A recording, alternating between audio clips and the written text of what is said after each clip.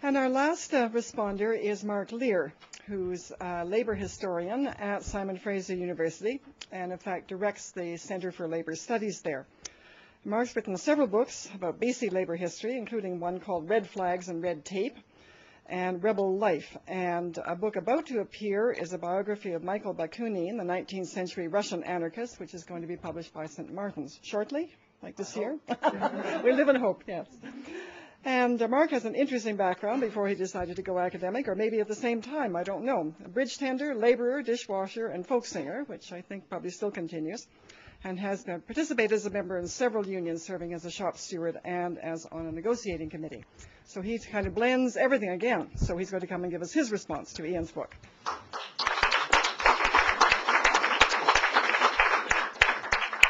I'm afraid I stand before you doubly condemned as one of those boring academics that Joey warned you about.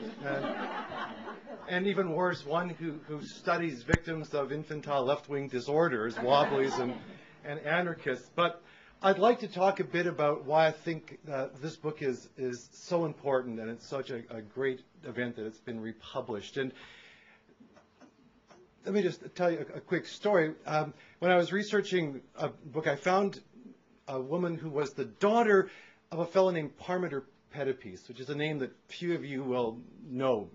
But Pettipies was one of the most important and influential socialists and labor leaders in Vancouver from about 1900 to about 1930. He was a councilman, but he was an editor of the BC Federationist newspaper, was an organizer, and even, this is not a good thing, got a watch from Samuel Gompers of the AFL when he retired. Before that, he was a good guy. I found his daughter, who was about 90 years old and living about 10 blocks from where I was. And I arranged to talk with her, and we had a lovely day. I drank several gallons of tea. And just as I thought my bladder was going to explode, she said to me, you know, and my father kept a diary every day of his life. Well, if you're a historian, you're thinking, you know, mother load, right? I drank a few more quarts of tea before I really pressed this. And I said, well, whatever happened to these journals? And she goes, oh, well, my sister was the archivist in the family. I mean, yes, good. And when she died, the landlord came and took her stuff and threw it all in the dump, and all the diaries went away. They're all gone, vanished.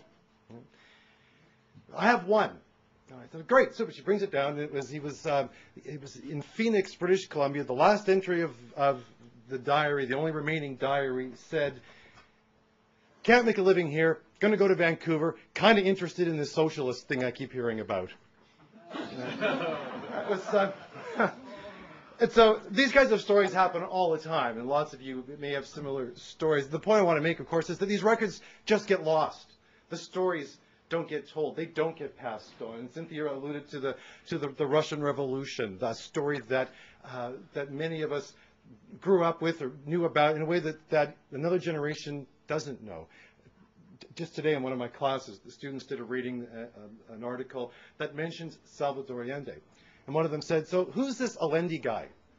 I don't quite get this. So we talked about that. It was one of those moments where you sort of go, boy, who could not know about that? Well, someone that wasn't born until 20, or 15 years after that happened doesn't know about that. And it's one reason why this story is so crucial and so important to remind us of these events. But there's a couple of other reasons, too.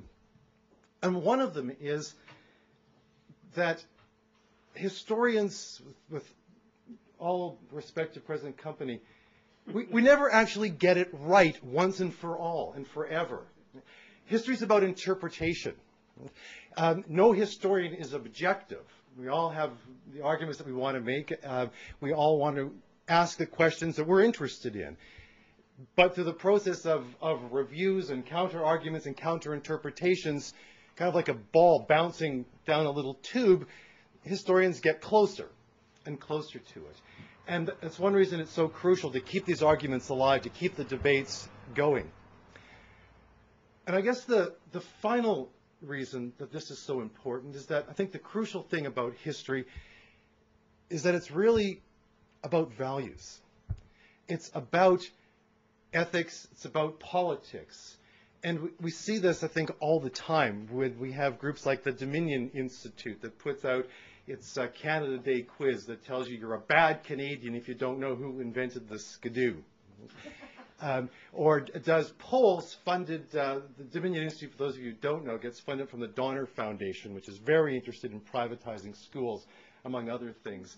And one of the reasons that they do these quizzes that show Canadians don't know anything about history is so they can argue our public schools have failed.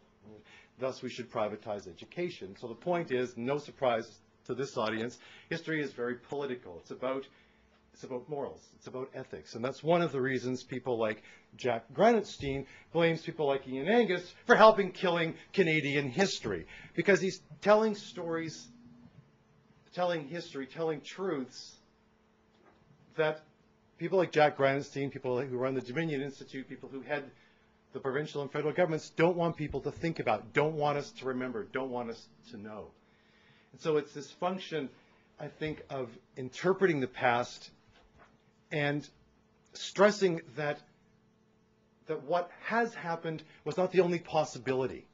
That's so crucial. Because it's when we start reinvestigating how things happened, we explore the challenges, the changes, and even the changes that didn't happen. Because that frees us, I think, to think about the future. And that's the crucial point, that our past was one of struggle. It wasn't one of happy consensus. It was not one of right always winning, but one of struggle. And I think that's really the crucial lesson that Ian's book brings to us. And it's such a crucial and important lesson. And I'm so delighted that this book is out here again, because as a couple of people have said, it's hard to find. So it's a wonderful thing that it's here. So thank you for that. Thank you.